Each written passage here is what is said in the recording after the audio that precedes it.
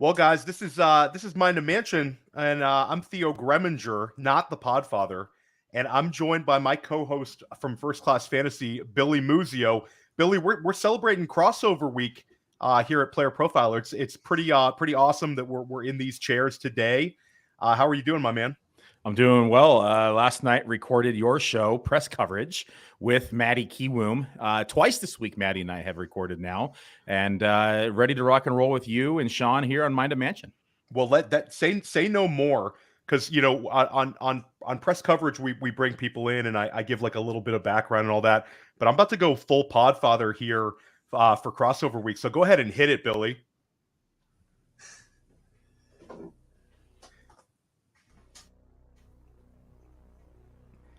And now, our guest on Mind a Mansion, one of the world's greatest rankers, here to square off with the greatest ranker on Player Profiler.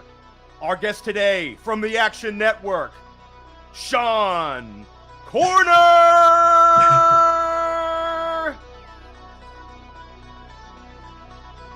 Well, welcome, Sean. How we doing today, my man? There you go. I can't make it stop. I mean, listen, the Bulls intro does what the Bulls intro wants. And I hope we are all doing well, and I hope that got everybody a little bit fired up. Sean, you're one of the best rankers around. You know, year in, year out, you're crushing it at the Action Network. How are you doing today, my man? I'm doing well. Thanks for having me. I mean, we do miss the Podfather, but I'm happy to be a guest for the first time with you guys. So I'm stoked. Awesome. No, we're excited to talk to you. Billy and I have been, discussing this stuff. It seems like forever. We have a lot of pressing things coming up. It's almost August. This is like the money weeks. Billy and I are drafting for 200K tonight in an FFPC 125 entry. You have like a lot of the tourists showing up, a lot of the casuals showing up this time of year. Sean, you're cranking it up, man. You're cranking it up. What do you have going on right now in terms of content that you're dropping at the Action Network? So I got a lot coming up. I'm going to be releasing my tiers later this week. I'm going to break down every position, all my draft strategies. I'm going to have my backup running back upside chart. Where I kind of list where I'll have every running back. If the starting running back were to go down, that's a huge part of my draft strategy when it comes to running backs. I have gambling content, so I'm going to have season win totals, player props, player futures, team futures. So I got a lot coming up, Action Network, over the next few weeks. No, that's awesome. We love tiers. And I love diving into backup running backs. Which backup running backs are you going to be extremely high on, Sean? Oh, you just want to get to that? No, I just give us one. I love, so my favorite backup running back is a guy who can maybe eke out RB3 flex value, even when the starter's healthy. And then they have like RB2 plus upside. And I think like a guy like Jaylen Warren, where he's going, is one of my favorites. But there's a ton, and I'll rattle them all off later. But that, like, he's the type of back that I like to get. We don't have any Tony Pollards like last year. Like, he was my favorite quote unquote backup to target last year. But as of now, based on his ADP, I think Jaylen Warren's that guy. Jaylen Warren's been my favorite backup running back as well. I agree with you. Like, I love these guys that are like handcuff pluses, and you can make a case that if his usage goes up a little bit, you're talking about a guy who could be like 11 points a game, 10 points a game, and just you plug him in when you need him. Billy, any backups you're drafting like a ton of right now? Yeah, I've been really hammering the Chase Brown. I like Chase Brown in Cincinnati. We've seen the Bengals backfield always kind of mix in another back. That was, Samaje Perine before he went over to Denver. And they favored him at times in big games in playoffs. So I do think that we're going to see another back quite a bit this season. I like the chances of Chase Brown hitting the field early and often. No, I like that one as well. Sean, where are you at on Chase Brown? No, yeah, I agree with that. Like, he could carve out that Samaje Perine role. So I think there is a path for him to potentially, have flex value. Let's say, there's 4 teams on a bye kind of thing. flex value. And then if Mixon were to go down, I think he would be the most likely to step up. I have been hearing, Trevion Williams might be the number 2 back, so there could be a battle there. But he's an injury away of potentially, offering low-end RB2 value. So, yeah, he's one of those backs where, especially where he's being drafted, I think he's offering value. Yeah, it's more of that lottery ticket, right? It's not a for sure handcuff, but if something were to happen, you could potentially see some major return. Yeah, and guys, not on the show sheet at all here, but I see the hat Sean's wearing. So I would be remiss if I didn't ask this one. Jonathan Taylor, maybe the injury is lingering a little bit longer than Taylor drafters would like to see, and certainly Taylor dynasty managers like myself. Where are we at on the Colts handcuff situation? If Jonathan Taylor were to miss time, is this some ugly committee, or is there value to be had with the rookie Evan Hull, Zach Moss, or Deion Jackson? Well, let's kick this to Billy for this one real quick. I'm not interested in any of the handcuffs here until it actually happens and we get more clarity. We know that, Richardson, once he hits the field, I don't think he starts right away, quite frankly, but when he does hit the field, we know that he's going to be heavily involved inside of the running game as well. With the addition of him, then you throw in JT in the mix. That's a large portion of the pie that's going to be automatically accounted for in terms of total carries. This RB2 per se in this backfield is pretty ambiguous right now. I think it's going to be a mess, and I'm just kind of staying away from it until there is more clarity at the position. Awesome. Well, where are you at, Sean? It's going to be an ugly committee. If I had to pick a guy, it'd be Zach Moss. I think he'd probably pick up most of the work. And when you're talking about the Colts, if Anthony Richardson's playing, the pass catching role is not really a valuable role to have. So I think Zach Moss would get that early down work, the goal line work. So he'd be the back. But I'm not saying, I'm interested in him. I just think he would, be the favorite to lead the backfield in touches. But either way, it'll be a 2 to 3 way committee if Jonathan Taylor were to miss time. Well, guys, we're going to get to a lot more subjects. In fact, we have 5 burning questions with Sean and Billy coming up right after the break. Oh, baseball season's heating up. It's all about baseball right now. Baseball. Yeah, baseball is the most exploitable of the sports, especially on Rival Fantasy, rivalfantasy.com. Go there now. They have the fantasy book where you can take over under a certain number of fantasy points, and they have challenges where you can take player X or player Y. I get great pleasure out of fading Mike Trout into oblivion. And then don't forget about Fantasy Bingo, where you can say, okay, I think Acuna's going to steal a base today. I think that Freddie Freeman's going to have 2 hits based on the matchup. The lefty-righty and the pitcher quality matchups that you could exploit are unlike any other sport. Go to rivalfantasy.com. Use the promo code PLAYER. They refund any losses up to $50, and they are a great supporter of Player Profiler. Everything we do, this show in particular, is only possible because of Rival. Rivalfantasy.com. The promo code is PLAYER.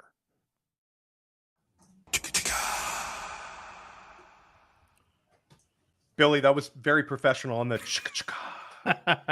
excellent. It was excellent. So, guys, we're gonna kick off 5 burning questions here. And we're going to stick at the wide receiver position. The wide receiver position is one that right now there's like an extreme amount of enthusiasm for drafters. We're seeing 14 of the first 24 picks in most non-superflex leagues be wide receiver. And then you see all the other promising ones getting like scooped up very, very quickly. One interesting thing that we have here, guys, is we have Cooper Kupp, who's wide receiver 3 overall right now, an underdog. You have Tyreek Hill as wide receiver 4. You have Davante Adams as wide receiver 10 and Stefon Diggs as wide receiver 5. All of these guys smashed on a points per game basis last year. These guys have given us legendary fantasy seasons. None had lower than 18.5 points per game last year. Cooper Kupp, if he would have stayed healthy, would have challenged Justin Jefferson. Tyreek Hill had a ridiculous 170 target year in his first year in Miami. Diggs is attached to Allen. There's really no competition for him for alpha wide receiver. And Davante Adams last year set a number of his personal records. Guys, this is interesting because all of them are getting drafted inside of the top 10 receivers. All of them go in the top 15 picks of drafts, but all of them are going to be 29 and 30. Starting with you, Sean, which of these guys gives you the most pause that you're maybe slightly worried about this year, if any? It's got to be Davante Adams, and has nothing to do with him. It has everything to do with the QB situation. I think Jimmy G is pretty overrated just because any quarterback in that Kyle Shanahan system usually thrives. Jimmy G and Brock Purdy were both top 5 in EPA per dropback last year. If you remember Nick Mullins, remember that guy? He was 14th in EPA per dropback in his 8 starts in 2019. So I think that he's going to struggle. He could spread the ball around more. Jacoby Myers might see a higher target share than we think. So while I still love the player, I think Davante probably has the lowest floor, especially when you factor in, Jimmy G's injury concerns. They have like no backup. So he has the lowest floor out of these stud wideouts. If this were First Class Fantasy, Billy Muzio would play the applause, the applause sound effect, because he's been saying the same thing for weeks. Billy, where are you at on Davante right now? Months. I've been saying this since I did the projections in February, and I love Davante Adams. It's 100% Jimmy Garoppolo. I've joked around and said that Davante Adams is going to hurt his back because he's going to be reaching for his toes the ball for the entire season. Jimmy Garoppolo just has not been the same quarterback, the accuracy that we have seen in the years in the past. I agree with Sean here. He was inflated and propped up by the San Francisco, not only offense, but the playmakers around him. Mm-hmm. And the injuries are just another piece of the pie. He's only played 16 games once in his career, single digits all the way up until 2019, 6 games in 2020, only 15, 2021, 11, 2022. Has never, ever eclipsed the 4,000-yard passing mark as well.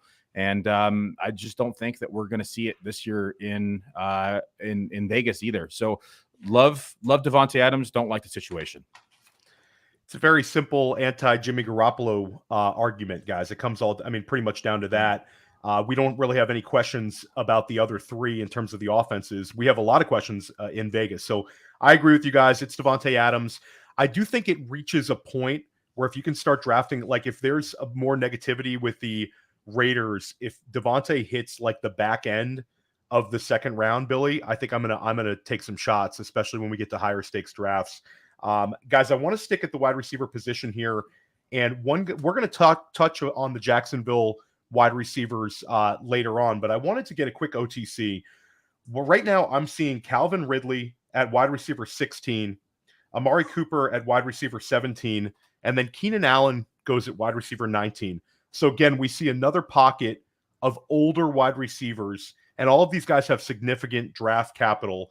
Cooper last year smashed his ADP. He was very low drafted, crushed it. Keenan Allen had some bad injury, luck, but he finished the year quite well. Calvin Ridley obviously missed the whole year, but drafters are incredibly enthusiastic about him right now.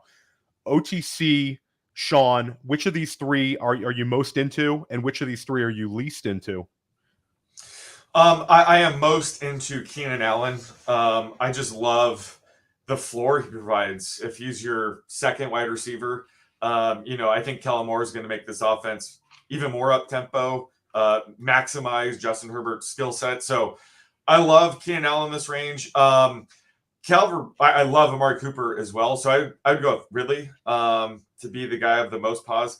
Just because, love the talent, but it's been 2 years since we've seen him play. So he might not regain the form, we remember him as. And he's 29, so he has the lower floor of the 3. And in this range, I'm still going for high floor. Usually I take swings at wide receiver once I already have my starting 3. So out of those 3, Ridley be the one I have the most pause. Sean would get the applause again because we're speaking the same language. Just Billy, just start going like this. Start going like this. Yeah, you can do actual applause. We've talked about this Chargers offense time and time again. I absolutely love what they're going to be able to do this year. Kellen Moore over here from Dallas. Justin Herbert, just always a massive amount of volume throwing the ball. 672 times 2021, 699 times last year, 5,000 yards in 2021. 4,700 yards last year. Keenan Allen is going to see a bulk of the targets we know when he's healthy and on the field, he's always been a preferred target for Herbert. And last year, in just the 10 games he played, he still saw 89 targets, so 8.9 targets per game. He had a 27.8% target rate last year in 2022. And I don't think it's going to change much with the addition of Quentin Johnson. So I absolutely love Keenan Allen in this range. I agree, again, on the fade with Calvin Ridley. I've been fading Calvin Ridley all year, especially at his price that continues to climb, it seems like. There's just a lot of uncertainty with him this year. He missed a year and a half of football. People forget that he was suspended, but people forget that he actually sat out half the year prior due to mental health concerns. And so he has missed a year and a half. He's only eclipsed the 100 target mark once in his career. He's only eclipsed the 1,000 receiving yards once in his career, and actually has never eclipsed 900 yards outside of that 2020 campaign where he did see 1,300 yards. So a lot of concerns for Ridley joining a new team with a new coach, with a new offense and a new system. And, now sitting at, a lot older than what he has been before. So I'm fading Calvin Ridley at price pretty easily. I'm with you guys. I'm fading Ridley as well, and I'm also fading Amari Cooper. I'm with Shauna on Keenan Allen. I think he's a very safe play, especially if I can get him as like my wide receiver 3 or even in my wide receiver 2 if I want to catch up, and also gives me exposure to like I don't see the Quentin Johnson, Mike Williams. I see those guys like cannibalizing each other, not Allen. So I'm with you on that. I'm fading Cooper a little bit. I think that the target competition has increased. I've never seen him go over 130 targets, and this feels like kind of an overcorrection in ADP where I could get him last year in the 7th, and now I have to spend sometimes a 3rd. I don't like that one at all for a guy that's a little bit older. Want to take it the opposite extreme here. 2 guys that are actually the same age, 24-year-old wide receivers, Christian Watson and Jerry Jeudy. They've had kind of a very different pass here. Jerry Jeudy, of course, was the first wide receiver selected in the CeeDee Lamb year, the Justin Jefferson year. And it feels kind of like his big season is coming. He crushed it to end last season, put up top 6 numbers over like the last 6-7 weeks of the year, averaged over 18 points per game. And then you have Christian Watson, who kind of came on fire, was unbelievable on film, very small sample size, but absolutely incredible on some of his big plays and touchdowns. He was very impactful for drafters over the second half of last season. Both of these guys are getting selected right around the same range. Right now, Jerry Jeudy goes as 39 overall on Underdog, and Christian Watson goes 41 overall. They're right next to each other as wide receivers 20 and 21. Billy, I've been drafting both of these guys. I feel like it's a kind of a cheat code, especially in FFPC drafts. Where are you at on these 2 guys? Christian Watson is my most owned wide receiver in drafts right now. I am very high on him. He used to be going in like middle to end of round 5. Early in drafts, you used to be able to get him in round 6 at times. He's been climbing, at least in redraft at FFPC, all the way up to round 3 now. So we're getting kind of expensive. But the upside in which he presents, I think, is just too much to ignore. You nailed it last year. Had that streak where he was just unbelievable. And it's unsustainable first and foremost, but if we can even see 60 to 70% of that, I think we're in for a monster season. Looking at the numbers and the projections, it's pretty safe to project him for a modest 22% inside the passing game. He's only competing targets against Romeo and Jaden Reed. We have 2 rookie tight ends who just joined this team, and we know it takes time for the rookies to develop, get in the swing of things. They learn the route tree, they learn the blocking scheme. So I think that we can say that they'll probably start off a little slower than we would hope for, which will give Christian Watson a little bit more time to develop that rapport with Jordan Love. I know that the backs will be involved in the passing game as well, but Christian Watson, the pretty clear cut number 1. At 22%, I gave him 125 targets, and I did give him a regression in yards per reception because I don't think that that's sustainable as well, and it still puts him over 1,100 yards. And I gave him regression to the touchdown category as well. Only gave him about 6.8, which we saw in a matter of a handful of games last year. And he comes in as wide receiver 15 in my rankings with those modest numbers. Sean, where are you at on this one? It's a tough question. I think it also depends how many receivers I have. Like if I'm drafting my 3rd receiver, like I said, I like to take more swings. So I'd go with Christian Watson, who has the wider range of outcomes. But if I'm catching up and I'm drafting my 2nd receiver, it's probably Jerry Jeudy. And I think betting on Jeudy is sort of, betting on Russell Wilson bouncing back this year. I think with a more competent coaching staff, that's certainly possible. If you look at the 2 games after Nathaniel Hackett got fired, Russell Wilson was the QB1 in fantasy. So I think it could be like a Trevor Lawrence bounce back type of season. So I think Jeudy is a bet on Russell Wilson. I just think he provides the more stable floor. So I think if it's my second receiver, it's Jeudy. But I love Watson's upside. So if it's my third receiver, I'm going with Watson. Yeah, I think that's a really great way of looking at this question, Sean, as a structural question. Mm-hmm. Like Billy and I have been really hammering wide receivers, and I think that's like Christian Watson. It feels like an absolute hammer when you can add him as your wide receiver 3 or 4. Yeah. But I do agree that Jeudy has a really strong floor. I think that the competition around him is less threatening than some people think. I think like Mims could kind of make Cortland Sutton's usage go down a little bit, but I think Jeudy is fairly safe in that offense. But I love them both. I think that both is a good answer. I will say I have more Christian Watson, and guys, we tell the truth when we're on the clock and our money's at stake. So I will say I've gone Watson over him more often than not. So I'll say Watson if gun to head. So Sean, you mentioned a bounce back year for Russell Wilson. I have seemed to be pretty high on Watson as well myself. Where does he come in your quarterback rankings? I caught a little flack for having him inside of my top 11, but I can really see it with the Sean Payton offense. Yeah. I'm pretty high on him. I mean, yeah, no kidding. I don't have him 11. I have him 17. So, I would still take a guy like Anthony Richardson over him. So I think his ADP is what, QB 18 right now?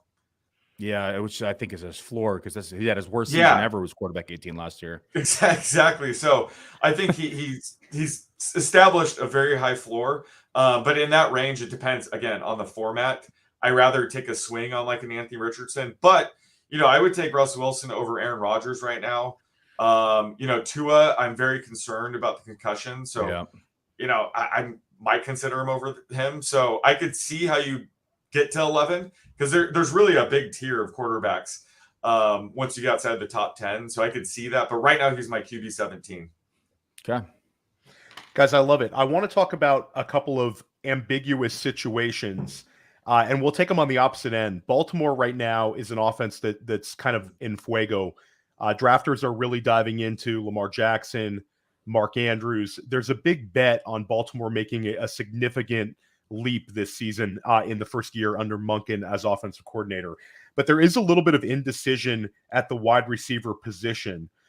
Despite Lamar Jackson being the quarterback 4 pretty much across the board right now, you're able to get all 3 of his receiving options outside of wide receiver 3 prices.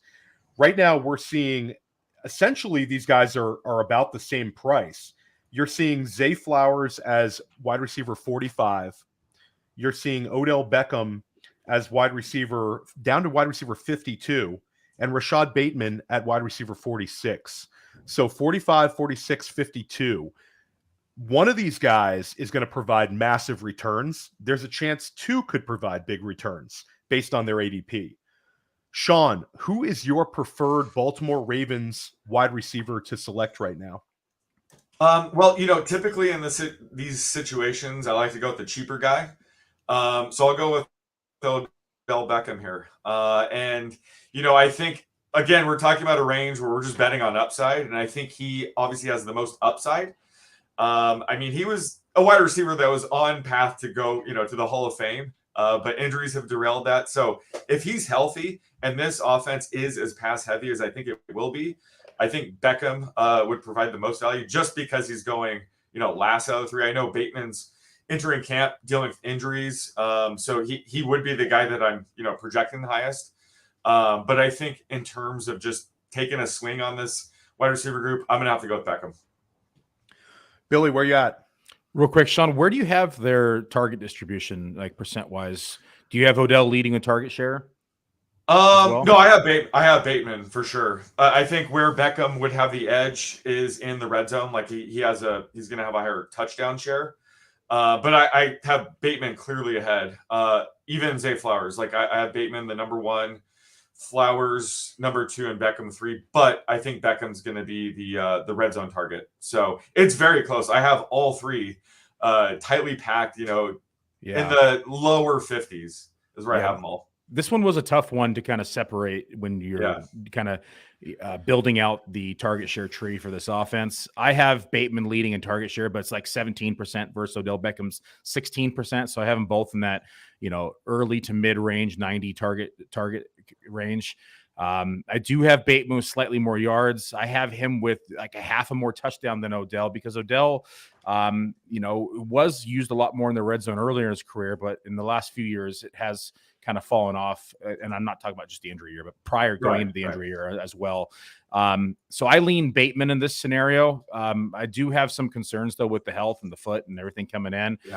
There's a lot of uncertainty in this receiving core. I typically just, if I'm stacking with Lamar, I just usually go with Mark Andrews and Isaiah Likely and just call it a day. And then don't even touch the receivers, honestly. But when I do take chances, I'm going with Bateman. I'm sort of with you, Billy. I'd rather take the upside shot. I think Odell's going to be okay to start the season, but I think as the season progresses, I think one of the 2 younger wide receivers is going to come on. And my bet is probably on Zay Flowers. I really believe in the talent. We've seen Bateman struggle to stay on an NFL field. And I think it's significant that they spent that first-round pick on Zay, a guy who's very impressive at Boston College. I think he can do a lot of things. And I'm just bullish on the talent. I have some in Dynasty, and I'm rooting for him to get a quick start this year. Now let's take it to an opposite extreme, guys. In Baltimore, I'm asking you to pick a wide receiver 4. Now all you got to do is pick your wide receiver 6, guys. It's an ugly situation in Carolina. Frank Reich takes over as head coach. We like their offensive line, and I think Bryce Young's going to provide them some quarterback stability as in his rookie season. Hayden Hurst, clearly the tight end. Miles Sanders, clearly the RB1. Chuba Hubbard, clearly the RB2. The ambiguity comes at the wide receiver position, where it's really just a mess. You see Jonathan Mingo going off the board as wide receiver 63, their second-round pick out of Ole Miss. Adam Thielen, who turns like 52 this year, he goes as wide receiver 64. DJ Shark, wide receiver 69, and then Terrace Marshall down in the free range, Billy. You get him in the 18th round of Underdog, or he goes undrafted on Underdog. FFPC, you can get him in the 20th round of their best ball tournament we're drafting this evening.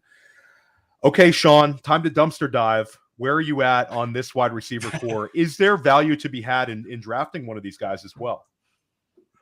Yeah, I think Jonathan Mingo would be the guy that I would target. Again, he's very cheap. I think he has a ton of upside. I think he's also a really good fit for Bryce Young. Bryce Young's not a very good deep passer, so I think DJ Chark could be the one that struggles the most in this offense. Jonathan Mingo is really good after the catch. I think that's the type of receiver that Bryce Young needs. And yeah, it's wide open. So Jonathan Mingo landed a spot where he could be the number 1 wide receiver in this offense. So I think based on ADP, based on his upside, I'm going to have to go with Jonathan Mingo here. Billy, where you at? I like Mingo. I have a slight lean actually DJ Chark, just because we've seen him do it with he's got speed, he's got size. I think that a young quarterback's going to lean on that size as well. And so I like DJ Chark. Health has been a concern of his in the past as well, but with kind of, it's one of those scenarios where like they just took a bunch of spaghetti and threw it against the wall and see what's going to stick. And so I usually lean on the veterans in this scenario. I think Mingo probably is more of a second half guy, in my opinion. May carve out a role earlier, but they'll probably lean on, Adam Thielen and DJ Chark to begin the season, at least is what I'm thinking. But I'm going to gamble with DJ Chark and go with the deeper threat. Yeah, it's a tough one. I think Billy also wants DJ Shark to be a thing so he can have another year of singing the DJ Shark song in the tune of Baby Shark. It was great last offseason, Billy, when you'd go on other pods as the guest, and then people would get that in their head and start singing it. But we're not going to ask Sean to sing it on the Mind of Mansion. We're going to keep it serious. I'm going to go Jonathan Mingo. I'll go with Sean on this one. It's an ugly situation, but I think if you're drafting these guys, you are looking for the second half of the year guy, because I think that the offense will be very run heavy to start out, and maybe they open it up. I think that they're going to challenge for the division as well. So this team has a great defense, very good offensive line. Keep it simple. but maybe down the stretch, you see some big plays out of Mingo, and that could be the difference. I think it's going to be relatively tight scoring wise. I don't know if there's going to be any winners here. So that is the end of 5 burning questions, Billy. Let's do one more chicka chicka for the Podfather. One more chicka chicka. One more for good luck. Okay, awesome. We're gonna keep it going here. Mind a Mansion, guys, with Billy Muzio and Theo Gremminger for Crossover Week. Our guest Sean Koerner of the Action Network. Guys, I wanted to talk about offenses in general. Billy and I have been asking this to a lot of our guests, on First Class Fantasy, and I've also been talking to people about it on press coverage. I think it's a really great way to just take a step back and say which offenses are being mispriced and underrated. Last year, we saw multiple ADP wins by just doing this. I think Philadelphia, a lot of people were betting on by the end of the summer. You saw A.J. Brown and certainly Jalen Hurts' ADPs rise when we started like the September drafts. But Miami, Seattle, Jacksonville, they also provided massive returns for drafters who took shots on them. I mean, you saw on these offenses, you'd see like 4 guys, sometimes 3 guys, sometimes 4 guys beating their ADP. How about this year, Sean? Who are some offenses that you see as breakouts that could maybe rise multiple players up into ADP wins?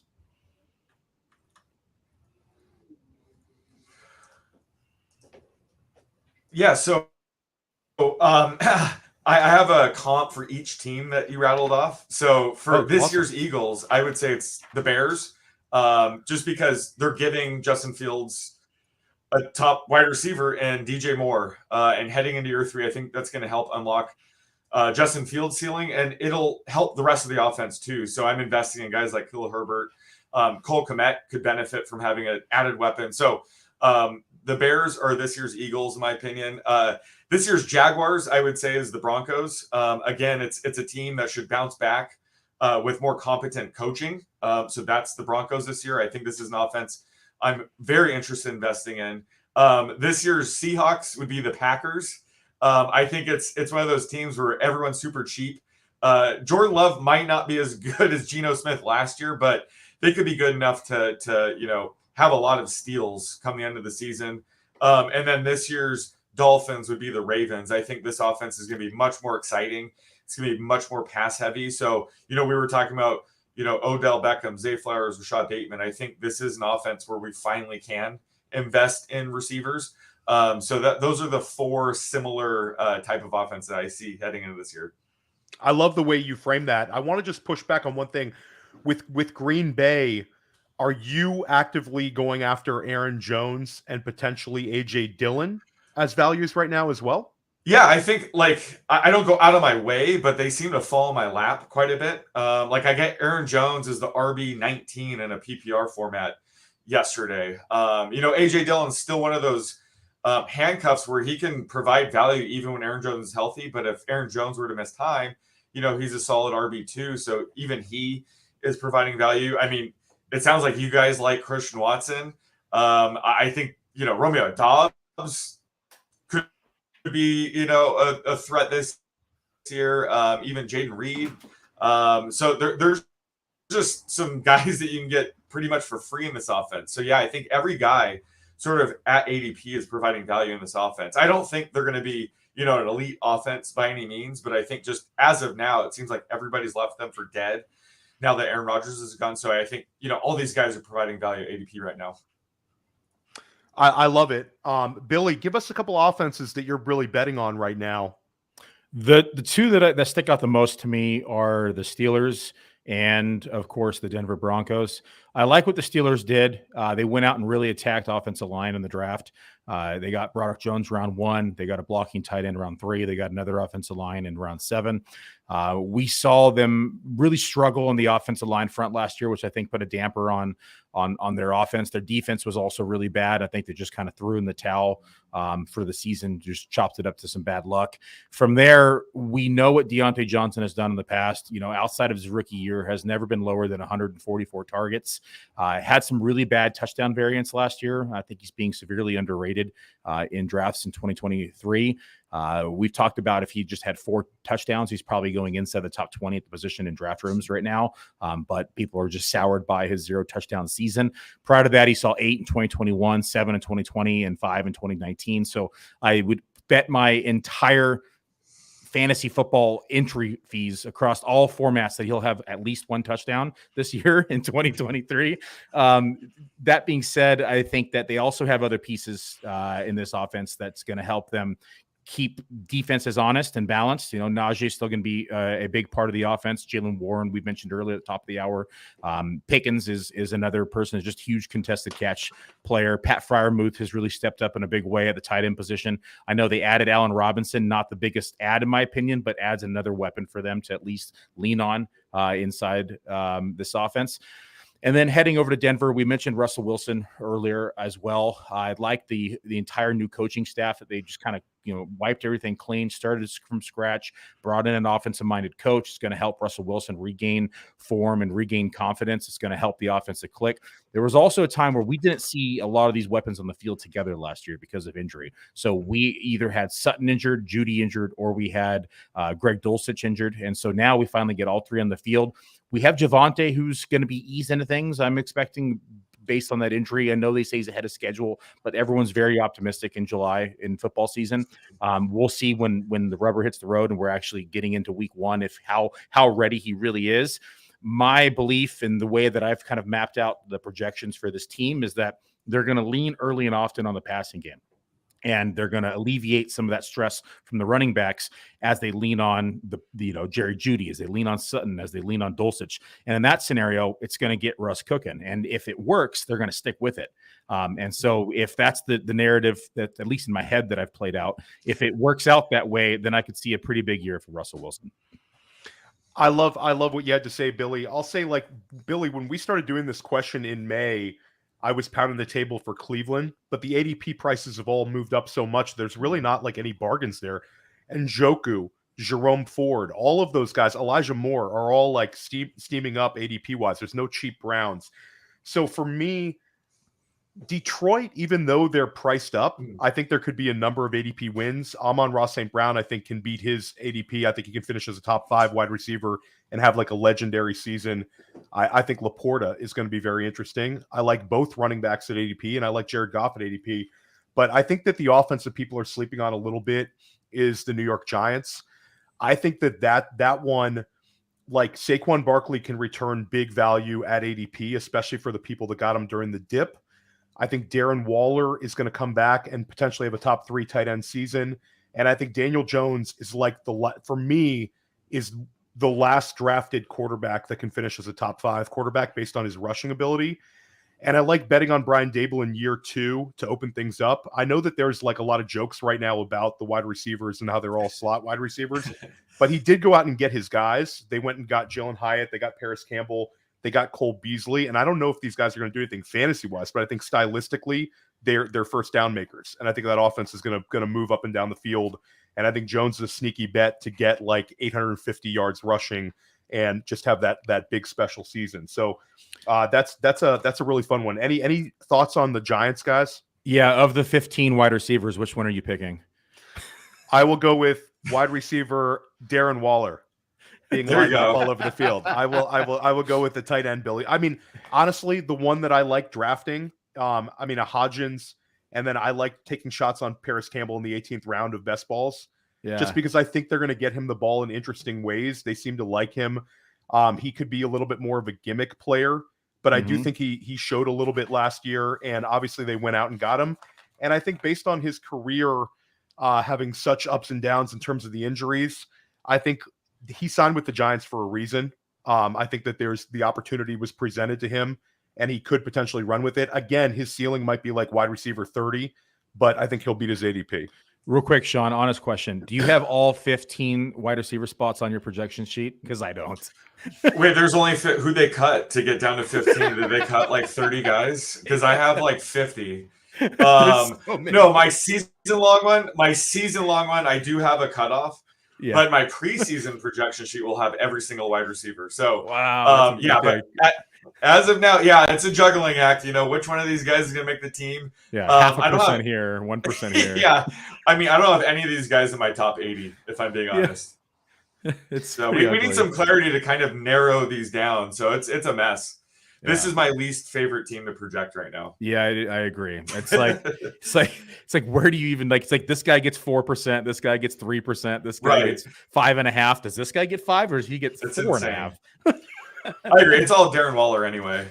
Waller, man. Just draft Waller. That's Muzio's guys too. Sean and Billy are both signing off on him. Should probably think about drafting him. Guys, one other question that Billy and I have been asking pretty much every guest that's come on is if there was one player that you could know the final stats for of anyone in football, who would it be? Is there one player that maybe his season opens up others to have big years, or his failure opens up others? Mm-hmm. This is a wide question, Sean, but maybe one player that gives you a lot of trouble, or somebody you're just super intrigued with right now. I'm going to have to go with Anthony Richardson. I would love to know his final stat line because he's part of my draft strategy where if I miss out on a top 7, top 8 QB, I might just punt altogether and take a flyer on him. So it'd be nice to know, like, does he start over 14 games? Like, how good is he? And then, I would attack every single player prop, player future market with that information. But also, like, it's such a wide range of outcomes, whether he's under center or Gardner Minshew is. I'd be much more interested in a guy like Michael Pittman if I knew Gardner Minshew starts, say, 10-plus games.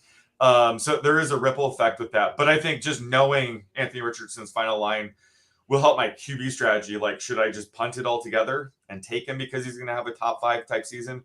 Or should I just really attack quarterback early and not bank on a guy like him? Because this is a season where, normally I'm okay punting quarterback and streaming it. But this is a year where I definitely want, elite quarterback. So one of the top 7 guys. So I think he would be the guy I would like to know his final stat line the most. I love that Sean went full Biff Tannen on this question. You're the first person that's gone with the Back to the Future 2 reference where you would bet the hell out of it. That's the right answer, Sean. Make some money on this one absolutely. Fact. Absolutely, man. Billy, my answer has been Deshaun Watson continually because of how highly the Browns are pushed up. And also Deshaun Watson himself, we've seen so much fantasy success. We saw the big step back last year. I think he's like a polarizing player at ADP. Certainly for me, I've drafted him, but I think that if I knew that he was going to go back to older Deshaun Watson, then he's like the perfect wait for quarterback strategy. And then if he's going to play like he did last year, I don't want to draft any of these receivers. So Watson is my answer. Billy, I know you've provided a few guys that because we've asked this question so many times together, you're mixing it up a little bit. Give me another guy that you're thinking about. Yeah, I have mixed it up a lot. I'm going to mix it up again today. My traditional answer is usually Kadarius Toney, but we're now starting to get clarity on that really situation. But if him already injured now, and we saw the news report saying they hope he's ready week 1, I think we can expect pretty much the same out of Kadarius Toney now. So I think we're getting a little bit of clarity in that situation. And we're seeing the ADPs of Sky Moore and Rice kind of on the rise now. The next one, just to add some change into the mix here, would probably be Tua. We mentioned him at the top of the hour just because he has been so injury prone. I should just say concussion prone, and he has yet to play over 13 games in his career. This offense is going to look completely different with him and off the field. And so I want to know what that looks like and what we can project for these wide receivers. We're expecting both these receivers to be both inside the top 12 at the position, really. And if Tua misses half the season, I don't know if we can accurately say that is what will happen. I believe that Waddle and Hill were combined 190 yards per game in games that Tua played with them. So it's a very significant factor. Wanted to kind of keep this going and stick at the quarterback position. Sean, we're going to get back to those like the Anthony Richardson tier in a moment. But first I want to take a look at the very top. In FFPC, you're seeing the big 3 quarterbacks getting steamed way up. All of them are being drafted in the first 3 rounds. And now you're starting to see a big 4 with Lamar Jackson. He's being drafted like maybe 4 or 5 spots behind usual quarterback 3, Josh Allen, right now. So really it's a big 4. And I think a month from now, it's truly going to be a big 4. Is this the correct way for drafters to be going about it this year? Do you think that this is a overcorrection, or do you think this is the proper way to value the elite quarterback tier this year? I don't think so because, I think that, targeting Josh Allen, Patrick Mahomes, Jalen Hurts makes a ton of sense. I really do consider them in a tier of their own. I think Lamar is part of the tier 2 with Joe Burrow, Justin Herbert, Justin Fields, another really good tier to attack in your drafts. But, I think that he's going to have the best supporting cast he's ever seen. A pass heavier offense under Todd Monken, but we might not see the same rushing upside. So he doesn't have the same upside as a Josh Allen or Jalen Hurts in that sense. So I consider more of the tier 2 group. So I wouldn't be drafting him close to a guy like, Josh Allen or Jalen Hurts. And Billy, where are you at right now? I know that Billy, you kind of seem to have a very open strategy with the way you attack quarterback, where I think when you see an edge being the early quarterback, you dive into it. But Billy, you're also dumpster dive all the way down to the gross quarterback. Yes. Sometimes I will start Brock Purdy and Desmond Ridder in a league. I don't care. There you go. I am a firm believer in finding value at the position. Every single year we see quarterbacks finish inside the top 10 at the position that are being drafted outside the top 15. Geno Smith last year, Justin Fields last year. So I'm a firm believer in finding the value there. And if it hits, it really hits. If you miss, it really misses. And so I'm a little bit more risk tolerant than the average person. And I gamble a lot in these scenarios, but I try to build rosters and lineups that are, that top 1% or top 3%, that when it hits, it's going to be very hard to stop. That being said, I completely agree with Sean that these are different tiers. Josh Allen, Patrick Mahomes, Jalen Hurts, clearly in a tier of their own. And then for me, that Joe Burrow, Justin Herbert, Lamar Jackson tier is all separated by 3.5 fantasy points in my projections. Every single time I do an update, these three actually swap. It just depends upon the supporting cast and what's happening there. As of today, July 26, 2023, Justin Herbert sits at number 4 in the projections for me. So he leads this tier of Joe Burrow and Lamar Jackson. Last week, Joe Burrow was up there because that's separated by 1.5 fantasy points. And so every time I make a tweak, it adjusts. But Herbert seems to have taken probably the largest lead of these three in my projections as of late, simply due to the volume of the passing offense and the addition of Kellen Moore. Guys, for me, it's, I always go back to what Dan Williamson, one of my co-hosts at the GOAT District, always said. Dan's one of the best FFPC drafters around, and he always likes diving into quarterback when he feels the edge is gone at the other positions. And for me this year, I found myself in that Justin Herbert, Fields, and then sometimes Trevor Lawrence tier, where I feel like those guys have been like that kind of like the edge pick for me. And I will say what's interesting is we see the gravitational pull of Lamar Jackson going up to the big three. I think Joe Burrow is starting to become a little bit of a value when you're getting him like 10 spots below Lamar. So I have drafted some Joe Burrow, but I just don't see myself doing it too much, guys, especially in the higher stakes ones where you have to use that sort of draft capital on Mahomes, Josh Allen, Jalen Hurts. I just feel like you're trying to thread the needle. Best ball is a different animal. But I agree with Sean. I think that the edge is kind of lost when you're sacrificing like a second round pick to get one of these quarterbacks. Let's stay at the quarterback position here, Sean. You discussed Anthony Richardson, and another quarterback that you're bullish on is Geno Smith. When you miss out on the big 8, these guys are targets of yours. Maybe talk about that as a draft strategy. Yeah, so again, like, who wouldn't love a top 7 quarterback? But I agree with Billy. Like, I have no problem punting the position. And if we're talking like a 12-team, 1 QB league, I have no problem streaming quarterbacks. So I love the idea of starting with Geno Smith. Like, he was a huge surprise last year. I think he will repeat this year. Seattle went all in on him. They signed him a 3-year deal. They didn't draft a rookie quarterback, and they added the top receiver drafted in the class in Jackson Smith-Njigba. So I'm bullish on Geno. He's my QB 11. But the most important thing is the early schedule is really easy for him. His first 4 games are against bottom 10 pass defenses in the Rams, Lions, Panthers, and Giants. So that's the type of quarterback that I would target at the end of the draft because he has an easy start to the schedule. And if he struggles, you drop him, you pick up somebody else like a Geno Smith this year. So If I punt at quarterback, he's usually the first guy I look for. And then Anthony Richardson's a guy I would take a flyer on, maybe stash on my bench just for his upside. But Geno Smith is part of my strategy if I miss out on a top 7, top 8 QB. Yeah, I love him. I think that, like, I took him, Billy, I took him in our draft with the GOAT District for crossover week, where I was able to actually double tap Daniel Jones and Geno Smith, Nice. but in like the 13th and 14th round of an FFPC draft. And I think that that's a great way of going about it. But Geno Smith, I mean, he's got big touchdown upside. I think the Jackson Smith and Jigba addition, Billy and I differ a little bit on where we see him. But Billy, you'll agree that stylistically, it really helps Geno a lot. Hold up, Sean. We have a bet here. Theo and I here we go. Here we go. And we ask every single guest which side of the bet you on. So I set the line at wide receiver 36. Is JSN wide receiver 36 or better, or wide receiver 36 or worse? Oh, outside, worse. Yes. Pay it now, Theo. Pay it now. We're hearing a lot of differing opinions on this one, Sean. I've given Theo an out. He can. I feel pretty good. Yeah.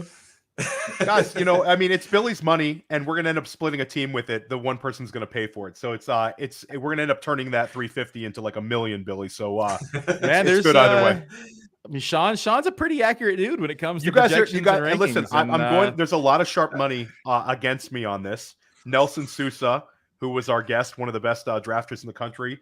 Dave Hubbard. There's a few, Billy, that are it's Theo against everybody right now in the Jackson Smith and Jigba streets. But I just believe in the talent.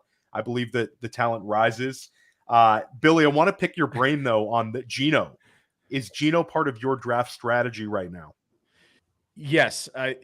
You can do a lot of stacks with Seattle, and especially week 17 correlation when you look at their schedule. I like the early schedule, like Sean mentioned, but I also like the late schedule. They get Tennessee in week 16 and they get Pittsburgh in week 17. Both these offenses you can stack pretty cheaply in drafts. And so I like being able to take, DK Metcalf or Lockett. You can mix in Walker. You can get your Geno Smith, and then you can add Deontay Johnson to the mix, Kenny Pickett to the mix, and this. And so, this is not an offense that people are like really going after. At least, like I mentioned earlier, it's one of those underrated offenses in my projections. And so, I like the fact that you can take Seattle with a lot of these other complementary pieces in their shootout schedule pretty cheap. Love it, guys. I want to talk about the wide receiver position right now. We'll go back to it. Rookie wide receivers the last few years have provided incredible returns for us as redraft managers. You think about Justin Jefferson, Jalen Waddle, Amon-Ra St. Brown, especially the end of the year, Amon-Ra St. Brown, and then Garrett Wilson last year. They all smashed their ADPs. This year, the enthusiasm for rookie wide receivers is lower. Like last year, we saw Drake London as like a 6th round pick to end the summer. Now you don't see any of these guys being drafted until around the 8th round. And I was in our 350 the other night, Billy. We got Quentin Johnston in the 9th round. Zay Flowers went a pick later. So all 4 are going in like that 8th, 9th round right now. But there's one rookie wide receiver who you're pretty bullish on right now, Sean. Why don't you tell us a little bit about that one? Yeah, so just when it comes to these rookie wideouts, a lot of these studs landed on a team where they're going to be the number 3 wide receiver. We talked about Jackson Smith and Jigba. Quentin Johnson, like when everybody's healthy, they're going to be the number 3 wideout. So I think Jordan Addison probably landed in the best situation because, clearly Justin Jefferson's the alpha in that offense, and TJ Hawkinson will command his targets. But, Addison will likely be the number 2 wide receiver, and this should still be a very pass-heavy, potent offense. So I just think Addison landed in the best spot. He could do it all. He can line up inside, outside. So I think, he's sort of inheriting the Adam Thielen role. So I think there's a path for him to be a wide receiver 3, even if everyone's healthy. So he's of the first round wide receivers, I'll call them. Jordan Addison is definitely my favorite guy. Billy, you're on the Addison train too. You know, this Sean guy is pretty sharp, Theo. We seem to see things somebody should hire him to do rankings, Bill. It's this exact same thing I've been saying on all of our podcasts. Like, Nice. I know you like JSN, but he's the wide receiver 3 in an offense that runs 12 personnel, right? Quentin Johnson is now the wide receiver 3 and arguably the number 4 target behind Gerald Everett. Addison is a pretty clear cut, number 2 in this offense. This is an offense that also is probably top 8, top 9 in total pass volume in the league as well. And so got to like the overall volume that Addison's going to see. Even if he does start off slow, we could expect to see him still close to at or near 100 targets in his rookie campaign. And I think that that's not something that you can say about the other receivers. I mean, if he simply gets the Adam Thielen treatment, I mean, he's going to absolutely smash, and he could finish inside of wide receiver 2 land potentially. So I'm with you on Addison, but I do think that there's value to be had in all 3. The contingent upside. I mean, we bring up we talk about contingent upside this time of year, but all it takes is one injury, and a number of these guys can smash. Mm-hmm. Like if one of the 2 wide receivers in Baltimore goes down, Zay Flowers is going to crush.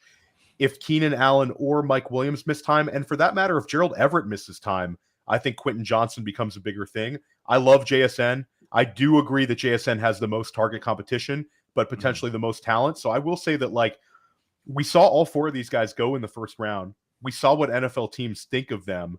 And I think all of them should potentially be part of your draft plan, because Billy, like a lot of the wide receivers being drafted after these rookies are potential dust and wasted picks, whereas these 4 guys kind of give us at least a potential upside. So the only problem is that we're now banking on an injury for these guys to be fantasy relevant or even productive, because if they are the number 3 in their teams, and you could even argue, like, for instance, Quentin Johnson's, like I said, could be the 4, could be the 5, because you have Eckler there as well. There's a lot of people ahead of him and a lot of distribution of targets that could be diversified elsewhere, even if someone went down. And then in the scenario for, JSN, they also drafted a running back in round 2. They also a run-heavy team. They also run a lot of 12 personnel. So if they decide not to run 12 personnel, which is against their kind of coaching scheme and package, then it would take an entire offensive shift, and it doesn't make sense for them to draft a running back in round 2 if they were going to stray away from 12 personnel as much as the fantasy community is hoping. I think it's just the cold, hard truth that people don't want to admit it, is that Jason's probably more of a dynasty play than he is a 2023 play. And he's an exceptional talent, but I just don't know if 2023 is going to be the year that he shines. I don't worry about Noah Fant and Will Dissly messing with my JSN guys, but that Colby Parkinson, though. That's absolutely, guys. Guys, I want to keep it going though, wide receiver wise. We touched on Calvin Ridley. And what's interesting is Billy and I, when we first started out doing First Class Fantasy, we talked about how Ridley was being drafted ahead of Kirk. We talked about it with Mike Leone. I remember it, Billy. Mike was presenting a bull case for Ridley, and we were pushing back for Kirk. I actually thought it would get closer as we moved into the summer, and they'd both end up going like maybe wide receiver 20 and wide receiver 24. It's the opposite. Ridley is pacing him. There's a lot of beat reporters, a lot of enthusiasm on Ridley right now. But I've seen him go at like the 212. Yeah, I've seen him living in the 3rd round. And now Christian Kirk, who has had back-to-back successful seasons. Like people talk about last year where he was giving you top 15 wide receiver production. But the year before, he finishes inside of wide receiver 2 land or right at it in Arizona. The guy's had back-to-back strong seasons. He's familiarity with the offense. He's kind of getting pushed to the side. Sean, you think that's a mistake, don't you? Yeah, I do think that is a mistake. And I love Calvin Ridley. Back in 2020, I bet on Ridley to lead the league in receiving yards at 100-1. And it looked like he was going to do it, but he had that foot injury, so he missed the last couple of games. And then, like we said, 2021, he dealt with injuries, the mental health thing, and then he was suspended last year. So it's been a long time since we've seen Ridley perform at a high level. So I think he has a wide range of outcomes in both scenarios, whether he hits the ground running like he looked in 2020 or he struggles. I think Christian Kirk's still going to ball out. So I have them ranked very close. Like when I'm projecting the Jaguars, they have a similar target share, similar projections. Maybe Ridley has touch more upside in terms of touchdowns, but where you can get Christian Kirk right now, I think it's criminal. Sometimes he falls outside the top 30. So I love getting Christian Kirk, and he already has a ton of chemistry with Trevor Lawrence. Lawrence is going to have to gain that chemistry with Ridley. So, I think the gap should be a lot tighter. So that's why I love getting Kirk. Can you share your projections on these two? I can share mine as you pull it up. I have Kirk at 22% target share, Ridley at 21.5%, which would be his second highest of his career at 127 targets. I have Kirk at 1,062 yards, which is at 12.5 yards per reception. And then I have Ridley at 918.4, which is 11.5, which is higher than what the algorithm kicked out. So I gave him a little bit of boost of efficiency there. Both about 6.6 touchdowns, 6.7, 6.6 there. And inside of the projections or inside the rankings, I got Kirk that came in at wide receiver 26, and Ridley came in as wide receiver 33. Billy, quick question, because hold on. I want to hear what Sean has real quick. Oh, sorry. Go for it, Sean. Go for it. So I'll make it real. I'll just give their final numbers. I have them both projected for 70 catches. Okay. I have Ridley at 880 yards. Okay. I have Kirk at 850. But I have Ridley at 6.5 touchdowns and Kirk at 5.5. Okay. So we're really just talking about one touchdown of difference here. Yeah. If you really want to break it down. What's the receiver numbers for you? I have Ridley wide receiver 20 and Christian Kirk is my wide receiver 24. Okay. So you just have them slightly in a tier higher than I do. Interesting. Okay, great. Similar numbers though. Yeah. Ridley has, I believe, one season over 1,000 yards, Billy, correct? One. Yep. Yeah. And Christian Kirk's given us an one 1,100 season over 900 at that too. You could round the other ones too. You could round underneath 900. So the Christian Kirk over the last two seasons has given us a 982 yard season and then an 1,100 yard season last year. And he had 133 targets last year, guys. So I think that the market is too low on him. I think Kirk is a value. And I also think that you're going to see more Ridley Lawrence stacks than you will Kirk Lawrence stacks. And I think that that's an edge, Billy, because I think if you're willing to take Ridley in like the mid third, you're more likely going to be a Lawrence drafter. Whereas Christian Kirk's kind of like found money.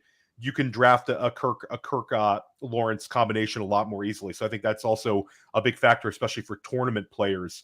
Want to pivot over to the running back position. Houston is we'll get back to, actually, you know what? One more wide receiver I want to touch on before we do that, because there's a wide receiver in Houston that you're a little bit bullish on here, Sean. And that's kind of it's not quite a Carolina situation where they're all getting pushed down. Nico Collins is clearly ahead of the others, but you seem to be bullish on him. Maybe talk about him and why you like him. Yeah, so, we're kind of dumpster diving here. There's been 55 receivers already taken. Who do you like? My guy's Nico Collins. There's a chance with Brandon Cooks out of town, Nico Collins will be the number one target in this offense. I think Dalton Schultz will certainly have a big target share, but I consider him just a guy. And, a tight end like him could struggle in a new scheme, especially with the rookie quarterback. So I have some concerns about Schultz. But the reason I like Nico, I like Nico as a third-round talent out of Michigan, but he's been held back due to poor quarterback play. Last year, out of 103 qualified wide receivers, he had the second lowest catchable ball rate. And the main asset that CJ Stroud brings to the NFL would be his accuracy. So I think if Stroud can be as good as I think he can be in his rookie season, that's going to really help out Nico Collins. He's going to see more catchable balls. We'll see his numbers go up. And plus, he's a big-bodied receiver where I think he will be, the main red zone target as well. So I think he has a ton of upside. You can get him super cheap. So I love Nico Collins once, you get outside the top 55. I'm going to go with also I think I'm usually right. And last year was the aberration. And I was drafting a ton of Nico this year. So I'm right back to the well. I have 26% Nico Collins on underdog. Because I think Nico's when we get down to that range on underdog, I keep pounding the button. 26%, Billy. Am I wrong? No, I like Nico a lot as well. I have him as wide receiver 60. So Sean said after wide receiver 55 is right there in the range for me. I think he's got a large range of outcomes. I like the body size. We talked earlier about, rookie quarterbacks or inexperienced quarterbacks leaning on the size. We can see that with Nico Collins. I am going to throw one more name in the hat here, and that's John Metchie, coming off of, a missed season last year due to health. But people forget he's a round 2 pick, was pretty steamed up going into the draft. And I think that he could present himself to be a pretty big value inside of draft rooms this year. I love hearing about Nico. I love hearing Sean on Nico Collins. Makes my 26% feel good. One guy that's getting really beat up right now is Juju Smith-Schuster. Nobody wants to draft New England wide receivers. Nobody really wants to draft anyone on New England except for Ramondre Stevenson. And Gesicki you see like as low-end tight end too. Do you think Juju is a value right now, Sean? I think so.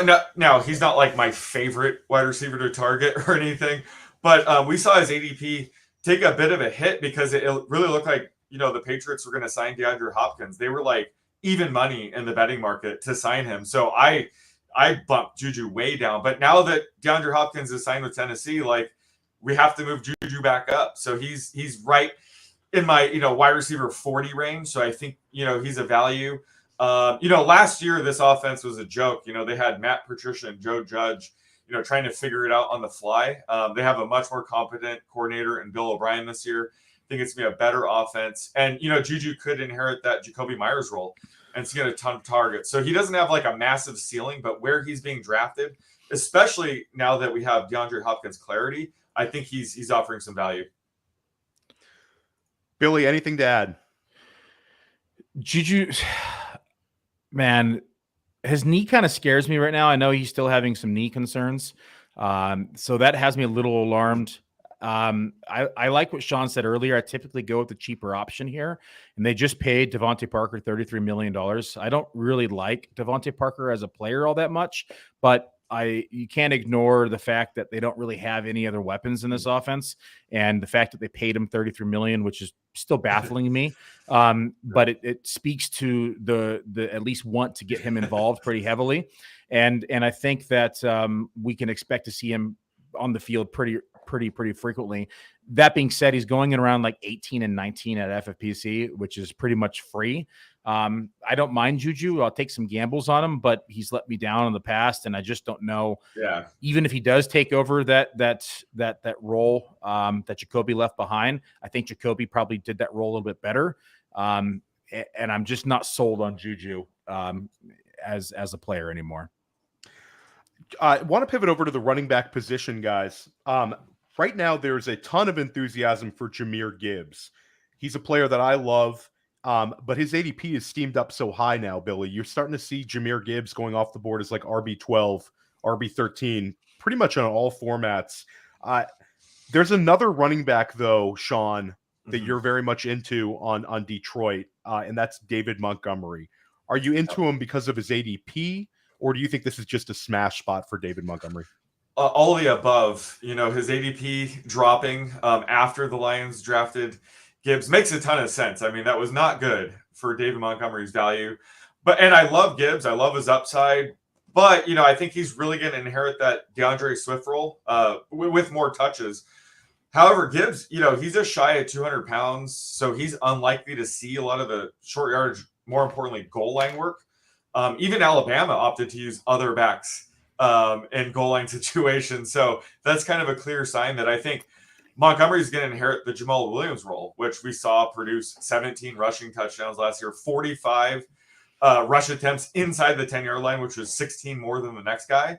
And Montgomery was very good in short yardage situations last year. He actually ranked first in success rate in any, down needing 2 yards or fewer. He ranked first in success rate. So I think that, even if Gibbs were to be healthy, I think Montgomery will hit at ADP. But, if Gibbs were to miss any time, I mean, Monty's a surefire RB1, in my opinion, because he's a better pass catcher than Jamal Williams. So I think he has a ton of upside in this offense, and he should see a lot of touchdowns. So love getting him at ADP right now. And I'll say, Billy, I think that Detroit can support 2 running backs inside of the top 24. I think at the end of the year, Gibbs is going to catch a ton of passes. Montgomery is going to run for a lot of touchdowns.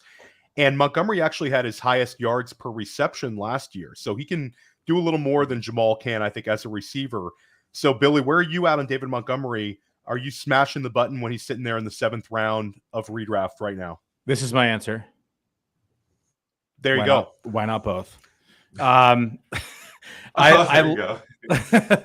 I love both these backs, and I think that you could make a real case to just take both of them, especially in redraft leagues, because they're both going to be heavily involved. Jameson Williams suspended the first 6 weeks, opened up a lot of opportunity for both these backs to be involved in the passing game.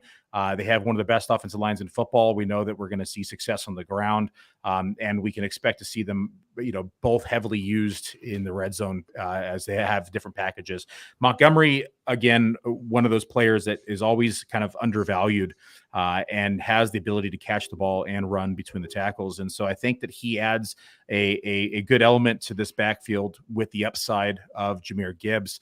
I do think both of them will finish inside the top 24 at the position, and you can take them both inside drafts and just lock it in. I love it, guys. One other running back that you're very high on, Sean, and it's a back that Billy's also into, is Miles Sanders. Sanders was an ADP crusher last year, was one of those guys that drafters were like, whatever, I'll take him here at ADP, and he ends up giving you top 15 running back production, especially on the strength of his touchdown runs for that Philadelphia offense. Now he gets to Carolina. They're talking about using him like he was as a rookie when he had 50-plus catches. What are your thoughts on Sanders and his value at ADP? Yeah, so this is, people call it the dead zone at running backs. I call it the frozen pond tier, same thing. But, there's concerns about every guy in this range. And, Miles Sanders, I think in terms of efficiency, obviously, he's going to be worse in this offense. I mean, he averaged 4.9 yards per rush attempt last season, playing behind one of the best offensive lines in the league.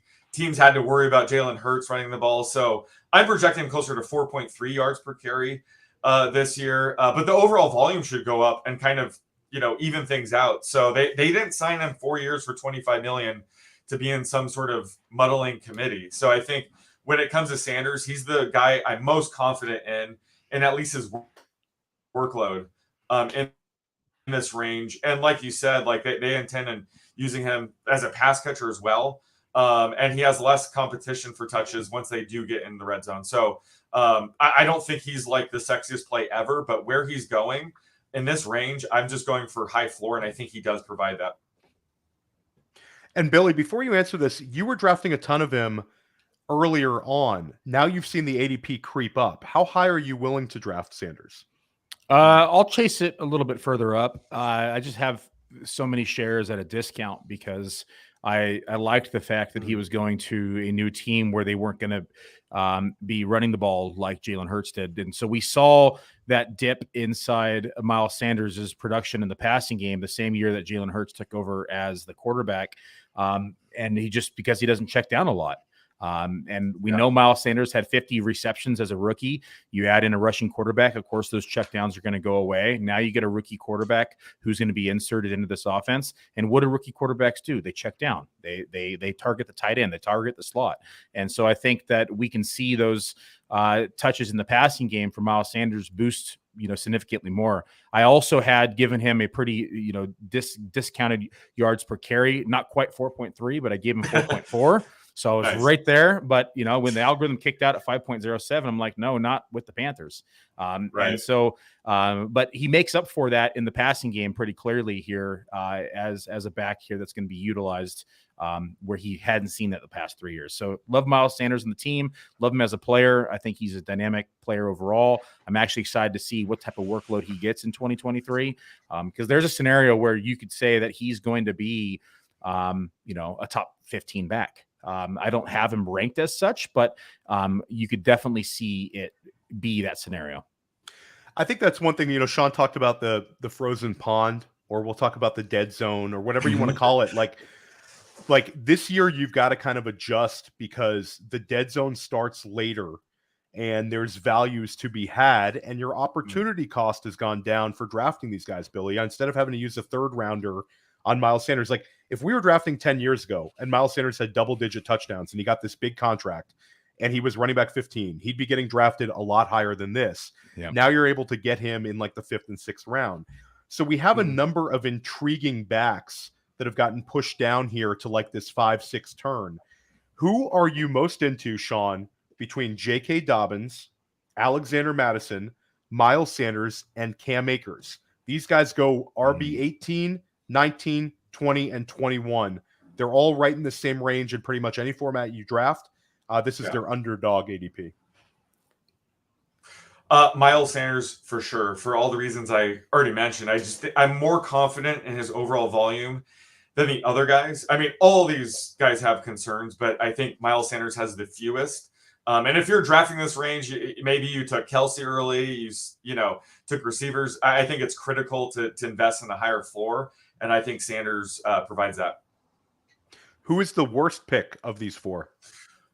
For me, it's J.K. Dobbins, just because this will be, more pass-heavy offense. I guess they're getting rid of the fullback. They won't use the fullback as much. So I don't know if we could bank on J.K., averaging 5+ yards a carry or anything like that. So the volume's a concern. They just signed Melvin Gordon, which could make it more of a three-way committee. Dobbins is already dealing with soft tissue injuries heading into camp. So out of these guys, I think Dobbins probably has the lowest floor. So he's the guy I'm probably the most concerned about. Pour one out for Patrick Ricard fans. Seriously. Watching him do his thing under Greg Roman. That age has ended in Baltimore. Billy, who is your least favorite and favorite of these four guys? Agree on the favorite, Sanders for everything we just mentioned. The least favorite is Madison. I just think he doesn't belong in this tier. I don't think that we're going to see him take the Lions, or he's going to take the lion's share of this backfield, but I don't think I think he's going to be on a short leash, and I don't think that he's going to see the amount of touches that Dalvin Cook saw. So I would not be surprised to see Dwayne McBride in the mix, Ty Chandler. We could even see Ken Nwangu probably going to get mixed in as well. I think that they're going to take a little bit more of a hot hand approach in this backfield rather than just sticking with one back like we saw them do with Cook. And there's also the scenario in which Dalvin Cook actually returns because he still has a $7 million offer on the table from them to return. So that's something that we need to consider as well. For me, it's in the middle here. I like Dobbins a little bit more than Sean does probably because I think even in a limited capacity, we can see him do, big runs. He was number 3 in breakaway run rate as last year, even in that limited capacity at 10.9%. So he does have the ability to take it to the house. And we saw him even, down the stretch running down the sidelines with that hobbled knee, and he still looked explosive, even though he had that hitch in his step. And so I think if he's able to, get past that injury, I think he could have a pretty big season because the rushing quarterback is going to open up lanes. I've loved drafting Cam Akers in the 6th round when he's there. I think that he's got like a nice combination of kind of upside. I think his usage could go way up. And I love the way he finished out the year last year. He kind of survived. We thought he would get cut. We thought he would get traded. And lo and behold, he ends up back in everybody's lineups and crushing it. So I'm into him. I'm with Billy. I'm fading Alexander Madison. Also, because Madison's kind of gotten pushed up a little bit here, Billy, where, you're not getting 6th round Madison. He's going to live in that 5th round, and I'm out at that price. Want to keep this going, guys. I want to jump into Chicago. We've got an ambiguous backfield here. None of these running backs are getting drafted even in the RB3 land. Khalil Herbert has seen his ADP drop since the NFL draft when Chicago used their 4th round pick on Roschon Johnson. Both of those guys go significantly ahead of Deonta Foreman. There's a lot of indecision in Chicago. Sean, you brought up that this is this year's Philadelphia. Which running back are you betting on at ADP? I mean, if we're just betting on talent, I'll take Khalil Herbert. He was 2nd out of 59 running backs in my expected yards per carry model last year. He was 1st in next gen stats yards over expected per attempt. He's just a very good runner, and he's filled in for Montgomery in the past. The past 2 seasons, Monty missed 5 games, and Herbert was the RB 18 in points per game when he was a spot starter. So while this is potentially a 2 to 3 way murky running back by committee, I don't think any one of these guys should be in the top 35. He is going in a range where you're typically drafting backs that need an injury to be an RB2. He doesn't have that. He could just be really good and provide RB2 value. If one of these backs does get hurt, he has that contingency upside, but he just has the clearest path to RB2 value once you get outside of the top 35 based on talent alone. So he's the guy that out of these 3, I'm betting on talent. I love Khalil Herbert where he's going. I think I'm with you. Khalil Herbert, Matt and Billy kind of got into this a little bit. Matt's a little bit more on Roschon. And I like Roschon as well. Like, I think if you asked me this like 2 months ago, I would have thought Khalil Herbert would have gotten drafted closer to RB30, and then you'd get Roschon kind of a little lower than where he is. But it's converged so much, probably partly because of Player Profiler, Billy. But I think Khalil Herbert at RB40, I cannot lose at that price. Where are you at, Billy? I've been on the Herbert train here. Matt and I have had some disagreements on the rankings with these two. Yeah, golf clap. There we go. We got Herbert was underrated. I don't have the stat in front of me, but I believe he was like top 7 in the league in rushing through the first like 6 weeks. And if we look at his just fantasy output in the first 8 weeks of the season, he was RB20, and so he's being drafted well outside of this range. People look at this backfield and think it's very ambiguous. I think it's pretty clearly Herbert as the number 1 and in the running back backfield. I think Roschon is battling with Foreman for the RB2 spot, and that Herbert has secured the RB1 spot. The only thing I would say is that one of these guys is Roschon or Herbert's going to have to step up as the pass catching back because Dante Foreman, that part of his game is just non-existent. And so that's the part I'm looking forward to seeing most in camp is who's going to take on that pass catching role. Herbert was a liability in pass protection last year. And so I think if Roschon has a chance, it's going to be in third downs and in pass protection and getting the ball through the air, where I think Herbert is pretty clearly the number 1 on the ground. Guys, I want to we're at an hour 20 here, so we're chugging along. But before we finish out, I want to touch on the tight end position. Tight end is a very predictable position right now, especially for FFPC drafters. You see Travis Kelce going off the board in the first round. Mark Andrews goes off the board in the second round. TJ Hawkinson's gone by mid-third. And then you see George Kittle and Kyle Pitts drafted somewhere next to each other in the fourth round. Darren Waller and Dallas Goedert go in the fifth. So, like, those guys are clearly the upper echelon tight ends right now, and we kind of know where they're going. Where is there anything that stands out to you, Sean, like this guy should not be getting drafted here? Maybe the one you're least into at ADP? No, not really. I mean, it's pretty in line with my rankings. Like you said, it's pretty predictable. I think out of those, the top 5 or 6, it'd be Dallas Goedert. Just because, he's the number 3 option in a pretty run heavy offense. So I think he has the lowest floor of those guys, but, love getting Travis Kelce in the first round. Love getting Andrews if I don't get him, later on. Love TJ Hawkinson, number 3. Like, all these guys make sense. It's just Dallas Goedert's the one guy that I do have ranked a little bit lower, just because he has more competition for targets, less stable production. But yeah, like tight end position, I love getting Kelce first in the first round because then I get to just forget about it. It's a very tricky position in terms of draft strategy. But no, I'm in agreement with everybody but Goedert. Billy, anybody stand out to you right now as kind of egregiously priced, or is it about right? So Sean says it's pretty in line. He says that until week 1, and we see somebody like Jonnu Smith and Will Disley catch 2 touchdowns and finish as like tight end 1 and 2 for the week, as all of us rankers drive ourselves crazy and pull our hair out, as that's what the tight end position was last year. It was just this random shit show, and you never knew it was going to happen. And the correct answer was pick a Detroit tight end, but you never know which one it was going to be because it was always rotating. I agree. I think Goedert at cost right now is going a little expensive just because he's the clear number 3 in this offense, maybe even before on a week-to-week basis with Swift now in the mix. Ooh, yeah. And so it's something that we have to consider. And the other one who's going around the same range for me is Kyle Pitts. And it just breaks down to the amount of volume inside of the passing game here. Atlanta, in my projections, is going to be the lowest volume pass attempt offense in the league. They added Bijan Robinson. They still have Drake London. I've been saying this since the draft, Theo, is that something has to give. We can't have a wide receiver who's going to be inside the top 20. We can't have a tight end inside the top 5. We can't have an RB as number 2. People are thinking he's going to stick 70 and 80 catches, which is not going to happen in this offense.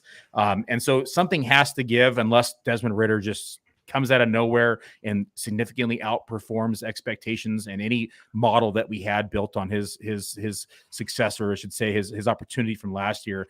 It's going to be underneath 500 attempts, and it's going to be very hard to support 3 players going, as number 1 or 2 at the position, as a wide receiver 1 or 2, I should say, or tight end 5 and running back 2 right now off draft boards. It's just a tricky situation. I think Pitts is going to probably not live up to those expectations. Yeah. So Goddard, you're absolutely right. Goddard's the one where it would be a very tough bet that he would even be second on the team in targets. Like, it's not going to happen. The other guys, you see a path for all of them. I will say Kyle Pitts, though, it's pushed back Billy. Potentially he's getting more downfield looks if he comes back from injury, and there could be some consolidation. So I'm not completely out. I don't think I'm completely out on any of these guys, but what happens is when we get out of this tier, there's a little bit less clarity. It seems like, we had the negative news for Chig Okonkwo, a guy that Billy and I were high on. We have obviously some target competition for guys like Dalton Kincaid.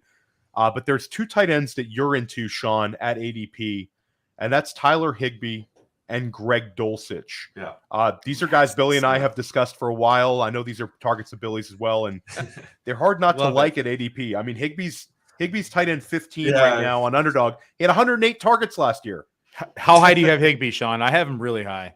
I have him tight end 11, but I'm really my raw projections are through the roof with him. Yeah.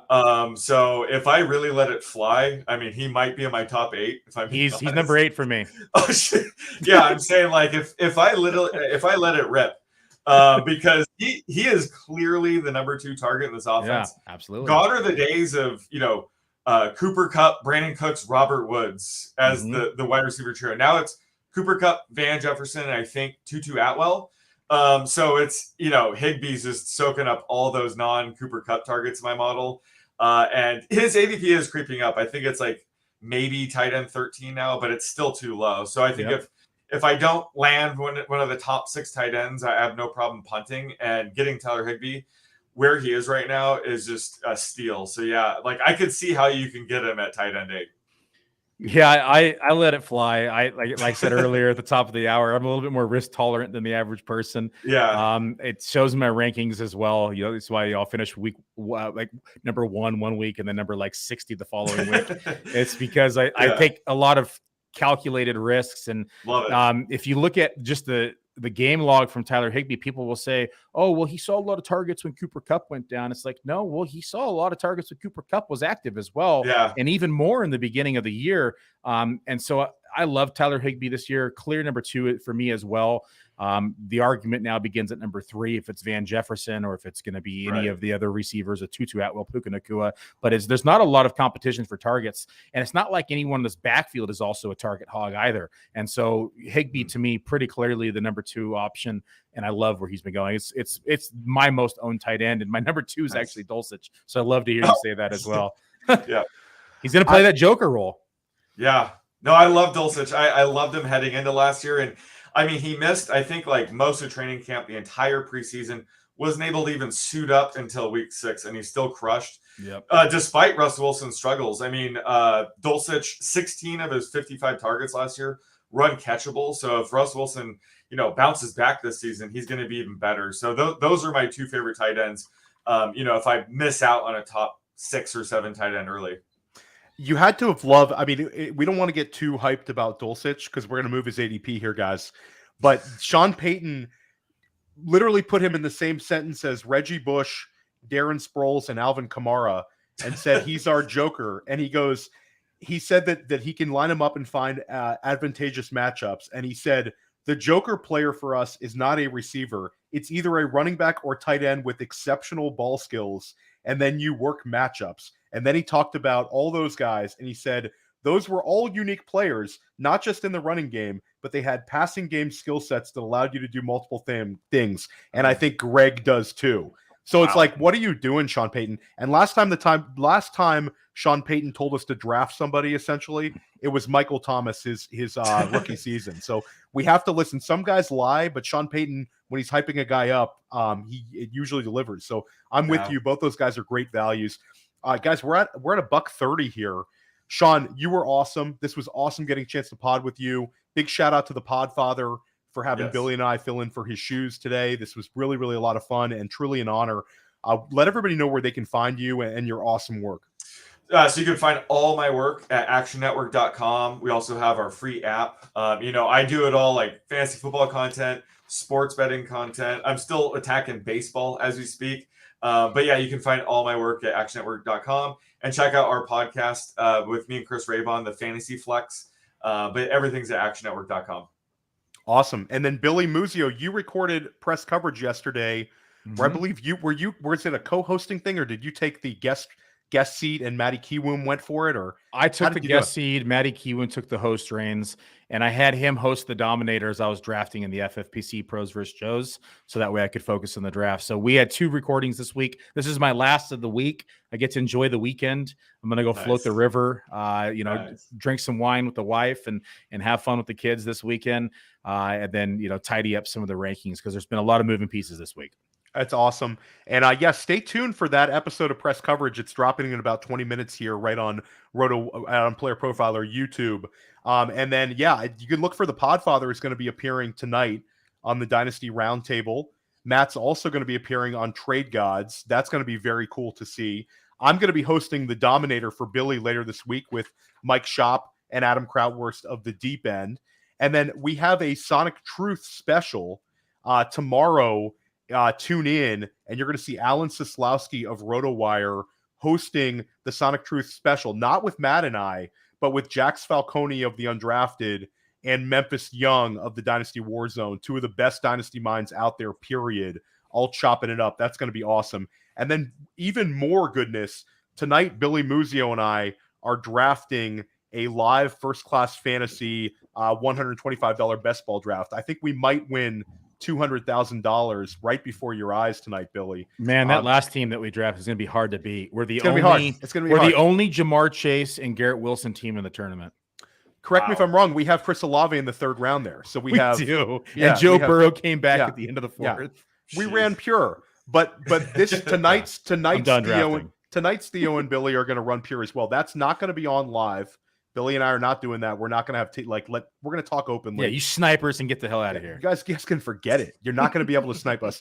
But we'll show that at our regular time, Thursday at 3:30 p.m. When we're usually dropping our first class fantasy. So this was tremendous. And everybody have a wonderful rest of your day.